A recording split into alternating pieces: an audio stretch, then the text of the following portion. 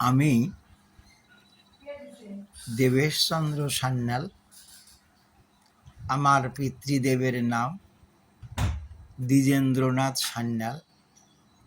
মাতৃদেবীর নাম নীলিমা রানী সান্যাল। আমার জন্মস্থান গ্রাম ও ডাকঘর রতনকান্দি, উপজেলা শাহজাদপুর, জেলা সিরাজগঞ্জ। আমি বর্তমানে উল্লাপাড়া উপজেলার ঘোষগাতি পালপাড়া মহল্লার ৩ নম্বর ওয়ার্ডে বাড়ি করে বসবাস করি।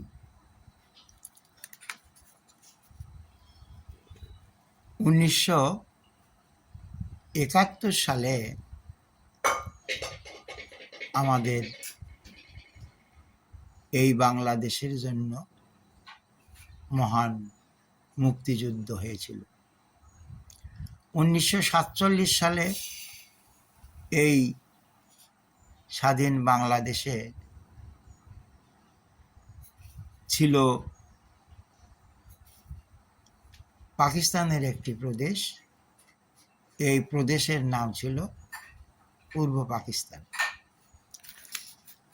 ১৯৪৭ সালের ১৪ই আগস্ট পাকিস্তান নামক আমাদের তদানীন্তন রাষ্ট্রটি স্বাধীন হওয়ার পর পশ্চিম পাকিস্তানি অবাঙালিরা আমাদের এই দেশ শাসন করত।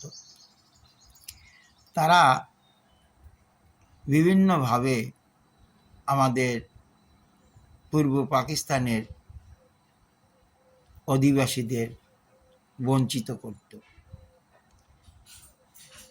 তারা চাকরি বাকরিতে বাঙালিদের বঞ্চিত করত, বিভিন্নভাবে বাঙালিদেরকে বঞ্চিত করত। পশ্চিম পাকিস্তানি শাসক একসময় ঘোষণা দিল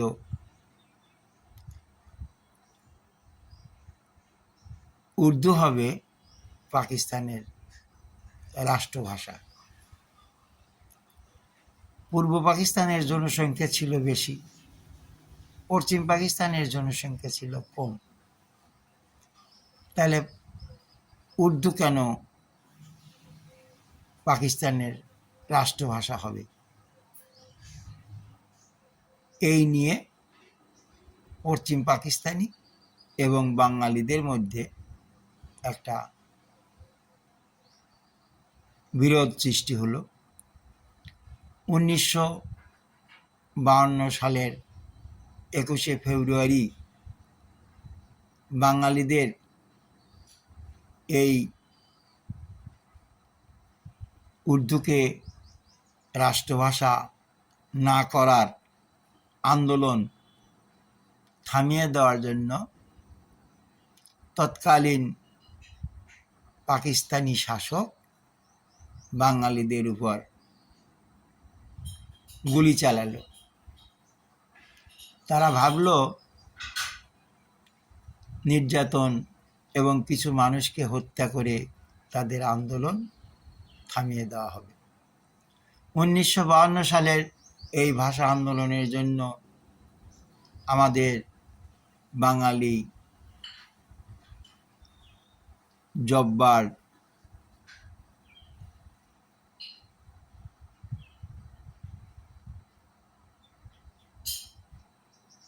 এবং অন্যান্য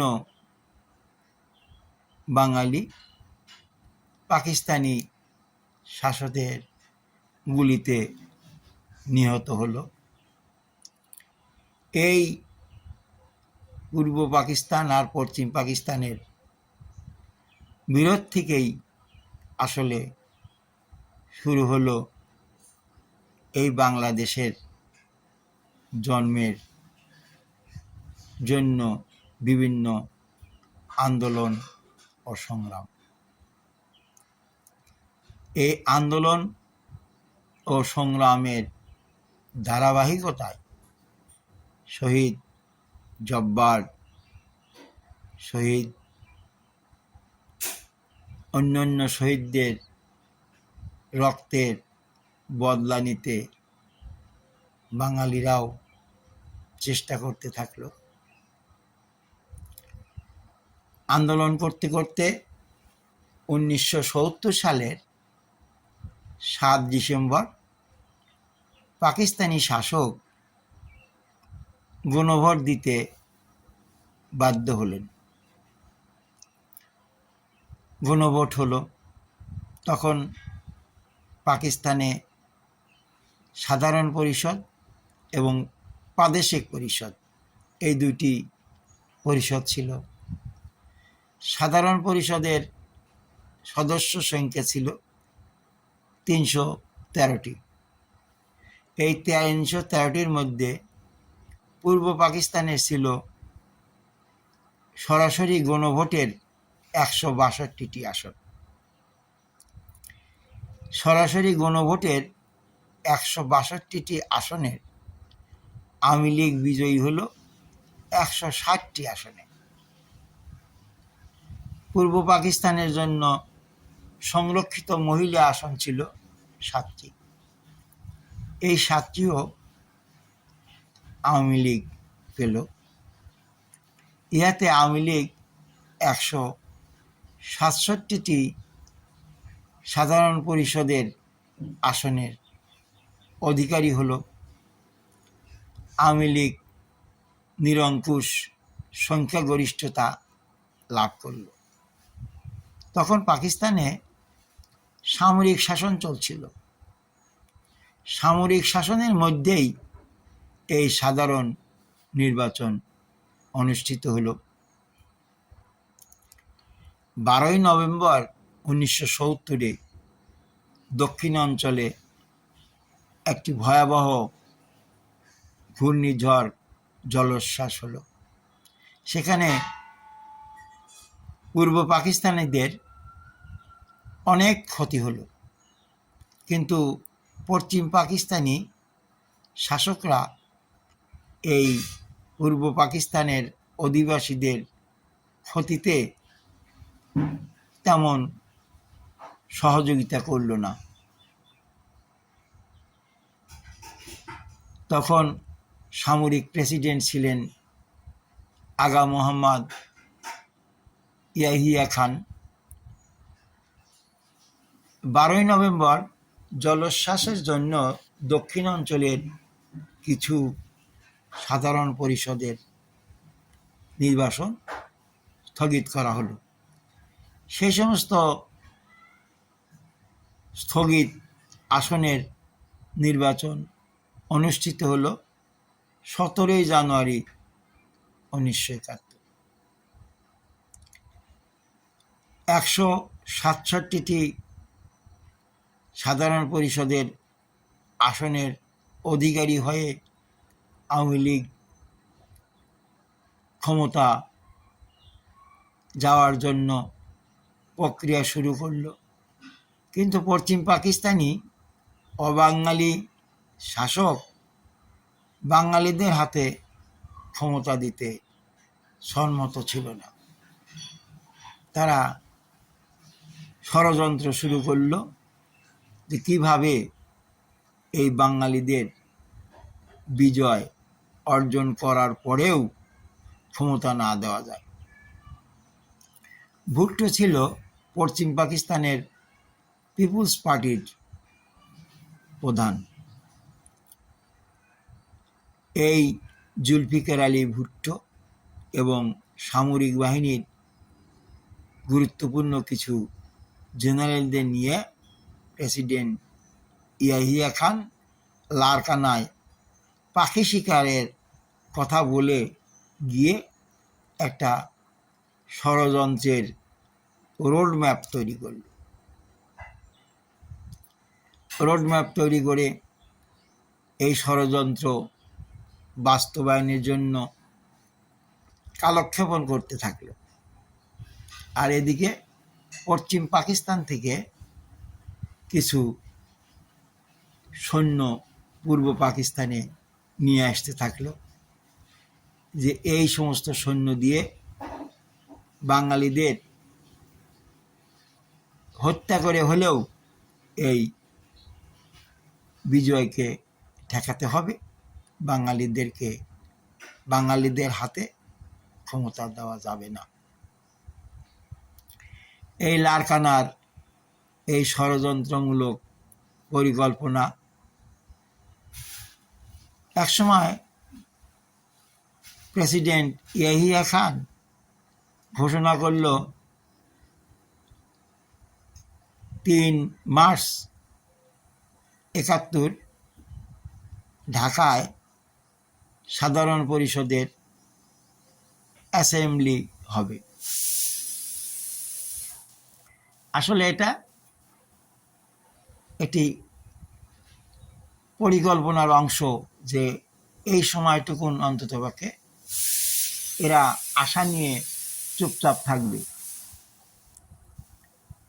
1 মার্চ 71 প্রেসিডেন্ট ইয়াহিয়া খান বেতার ভাষণে ঘোষণা করলেন 3 মার্চ 71 আহুত সাধারণ পরিষদের সভা অনির্দিষ্টকালের জন্য স্থগিত করা হলো। ইহাতে আওয়ামী লীগ সহ আমাদের এই পূর্ব পাকিস্তানের সকল মানুষ ক্ষিপ্ত হয়ে উঠল। তখন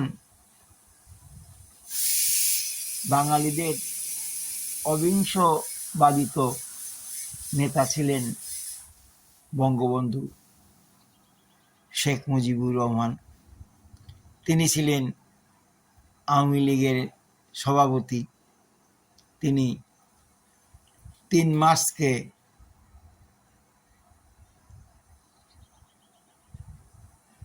হরতাল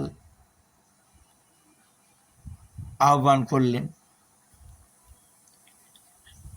শোক দিবস পালন করার সিদ্ধান্ত গ্রহণ করলেন। 3 মার্চ একটি সভা আহ্বান করলেন, অসহযোগ আন্দোলন করতে থাকলেন। 3 মার্চ অনুষ্ঠিত এই আওয়ামী লীগের সভায় বঙ্গবন্ধু শেখ মুজিবুর রহমানকে জাতির পিতা হিসেবে ঘোষণা করা হলো। 2 মার্চে ছাত্র সংগ্রাম পরিষদের নেতাদের সকলের পক্ষে আসম আব্দুর রব ঢাকা বিশ্ববিদ্যালয়ের বটমূলে স্বাধীন বাংলাদেশের একটি পতাকা উত্তোলন করলেন।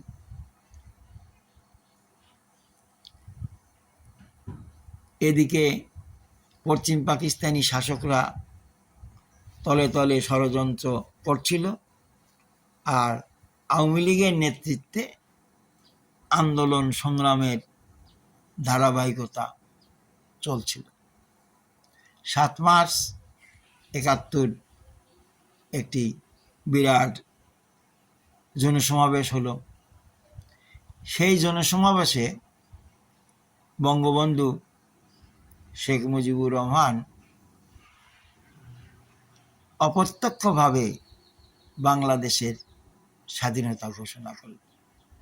তিনি তার ভাষণে বললেন, বিভিন্ন কথার মধ্যে এবারের সংগ্রাম আমাদের মুক্তির সংগ্রাম, এবারের সংগ্রাম স্বাধীনতার সংগ্রাম।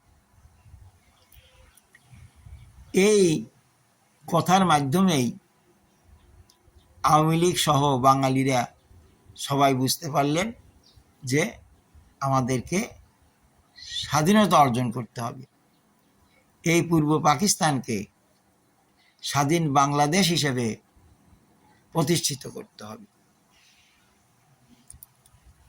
এদিকে আন্দোলন সংগ্রাম চলছে। হঠাৎ করে 25শে মার্চ 71 প্রেসিডেন্ট ইয়াহিয়া খান, তখন ছিল পূর্ব পাকিস্তানের সামরিক আইন প্রশাসক ও গভর্নর লেফটেন্যান্ট জেনারেল টেক্কা খান। তার সাথে সলা পরামর্শ করে তিনি একটি কর্মপরিকল্পনা বাস্তবায়নের জন্য স্বাক্ষর করে পশ্চিম পাকিস্তানে চলে গেলেন। হয়তোবা টেক্কা খানকে বলে গেলেন যে আমি পশ্চিম পাকিস্তানে যাওয়ার পরে আপনি এই কর্মপরিকল্পনা বাস্তবায়ন করবেন। সেই কর্মপরিকল্পনা হলো অপারেশন সার্চলাইট। 1971 সালের 25শে মার্চ রাত 11:30টার পর টিক্কা খানের নেতৃত্বে প্রেসিডেন্ট জেনারেল ইয়াহিয়া খানের অনুমোদন ক্রমে অপারেশন সার্চলাইট বাস্তবায়নের জন্য একযোগে ঢাকা বিশ্ববিদ্যালয় এর বিভিন্ন ছাত্রছাত্রী নিবাস, ঢাকা বিশ্ববিদ্যালয়ের বিভিন্ন শিক্ষকদের আবাসস্থল, Shankharibazar, Hindupatti, EPR headquarter, Pilkhana police headquarter, Rajarbagh একযোগে আক্রমণ করা হলো। আক্রমণের পর আমাদের বাঙালি ইপিআর, পুলিশ, আনসার, অন্যান্য বাহিনী প্রতিরোধ করার চেষ্টা করল, কিন্তু ওই পাকিস্তানি সৈন্যরা সংখ্যায় বেশি, প্রতিরোধ করা তো সম্ভব না। এই প্রতিরোধ যুদ্ধই 26শে মার্চ 71 থেকে শুরু হলো মুক্তিযুদ্ধ হিসেবে। তখন মুক্তি ফৌজ এবং মুক্তি বাহিনী এই সম্মিলিতভাবে, ফৌজ হলো যারা ফৌজে চাকরি করতেন বাঙালিরা, তারা মুক্তি ফৌজ, আর এই মুক্তিযুদ্ধকে সমর্থন করে মুক্তি ফৌজদের সাথে কৃষক, শ্রমিক, ছাত্র জনতা যে যুদ্ধ করলেন, এরা হলেন মুক্তিবাহিনী। শুরু হলো মুক্তিযুদ্ধ। 26শে মার্চের পর পাকিস্তানি সৈন্যরা সারা দেশে বিভিন্ন জায়গা ক্যাম্প করলেন। তাদেরকে সহযোগিতা করার জন্য এই 1970 সালের 7 ডিসেম্বর যে সাধারণ নির্বাচন হয়েছিল, সেই নির্বাচনে হেরে যাওয়া জামাতে ইসলাম সহ অন্যান্য ইসলামিক রাজনৈতিক দলের অধিকাংশ নেতাকর্মীরা ওই পাকিস্তানিদের পক্ষে নিল। তাদেরকে সহযোগিতা করে বিভিন্ন জায়গা, বিভিন্ন গ্রামে নিয়ে যেত, বিভিন্ন স্বাধীনতাকামী ব্যক্তিদের বাড়ি চিনিয়ে দিত, কে কোন বাড়ির লোক মুক্তিযুদ্ধে গেছে চিনিয়ে দিয়ে তাদের বাড়িঘর লুট, অগ্নিসংযোগ বা কিছু মানুষ হত্যা করল। নারীদেরকে ধরে নিয়ে এসে নির্যাতন, নিপীড়ন, হত্যা করতে থাকলো। এইভাবে 1971 সালের 26শে মার্চ থেকে 16ই ডিসেম্বর পর্যন্ত মুক্তিযুদ্ধ হলো। 16ই ডিসেম্বর পাকিস্তানি বাহিনী, মুক্তিবাহিনী ও ভারতীয় বাহিনী উভয়ে মিলে যে যৌথ বাহিনী গঠন হয়েছিল, সেই যৌথ বাহিনীর কাছে সারা দেশে পাকিস্তানি সৈন্য ও তাদের সহযোগী বাহিনীর পক্ষে প্রায় ৯৩,০০০ সৈন্যের পক্ষে সোহরাওয়ার্দী উদ্যানে, তখন এই সোহরাওয়ার্দী উদ্যানের আগে নাম ছিল রেসকোর্স ময়দান, ওখানে আত্মসমর্পণ করল। বাঙালিদের বিজয় হলো, বাংলাদেশ স্বাধীন হলো। বাংলাদেশ নামে আমরা একটা স্বাধীন ভূখণ্ড পেলাম, স্বাধীন বাংলাদেশ। সেই থেকে আমরা স্বাধীন বাংলাদেশে স্বাধীনভাবে বসবাস করছি।